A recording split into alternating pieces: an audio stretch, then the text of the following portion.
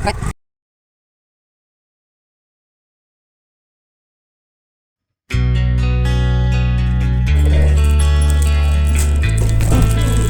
अरे अरे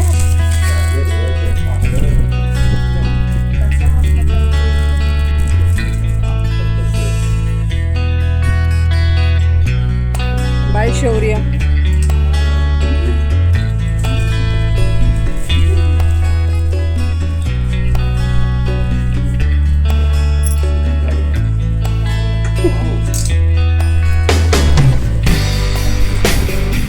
उडून जाईल सरळ तर.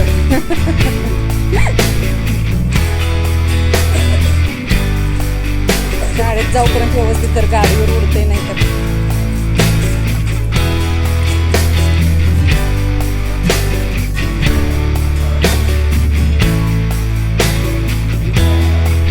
फुल डे आहे आज त्यांचा.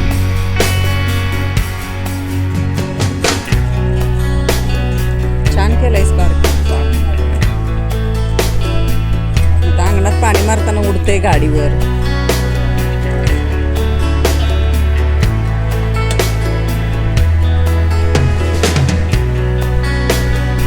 का हां तसं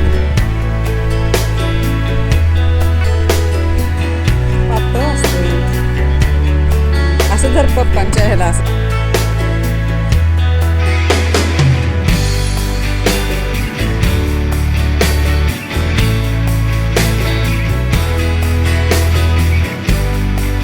नमस्कार सर्वांना. श्री स्वामी समर्थ. कसे आहात सगळे?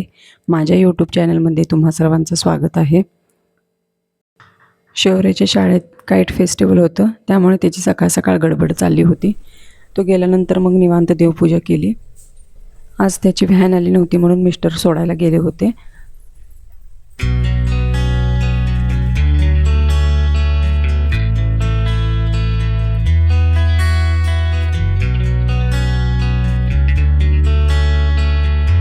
लोणी काढून घ्यायचं होतं. इकडे बघा 8 दिवसाची शाई साठली होती. छोटं स्टीलचं भांडं पूर्ण भरतं त्यामुळं महिन्यातून 15 दिवस नाही तर 8 दिवसातच मी लोणी काढत असते. रोज 1 वाटी भरून अशी शाई निघते दुधावरची. इथे आम्हाला जे दूध घालतात नाही ते दूध खूप घट्ट आहे आणि जसं जसं तापवलं ना तशी तशी शाई निघते. जरी त्याच्यावरची शाई काढली ना आणि जरी दूध तापवलं तरी पण परत त्याच्यावरती शाई येते.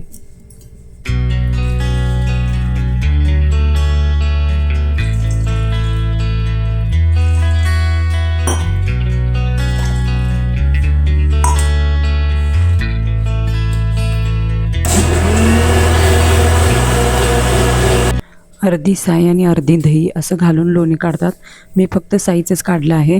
कधी कधी दही असलं तर दही पण घालते, नसलं तर मग फक्त साईचंच लोणी काढते.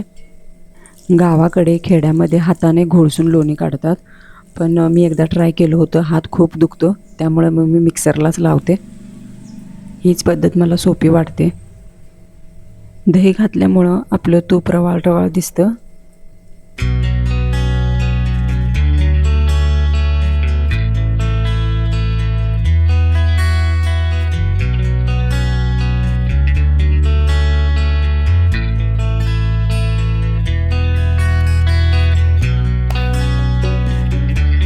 शौर्याच्या शाळेत आज काईट फेस्टिवल होतं त्यामुळे सकाळ सकाळ त्याची गडबड चालली होती.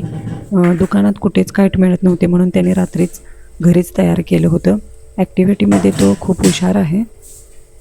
तुमची तूप कडवण्याची पद्धत कशी आहे ती कमेंटमध्ये नक्की सांगा.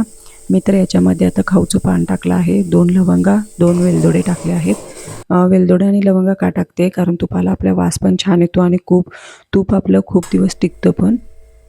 तूप गार झाल्यानंतर या मोठ्या स्टीलच्या भांड्यात मी काढून ठेवत असते. याच्यातच मी तूप साठवत असते. हा व्हिडिओ तुम्हाला कसा वाटला ते नक्की सांगा. व्हिडिओ आवडला असेल तर व्हिडिओला एक लाईक करा, चॅनलला सबस्क्राईब करा आणि जास्तीत जास्त शेअर करा आणि भेटूया पुढच्या ब्लॉगमध्ये. तोपर्यंत बाय बाय.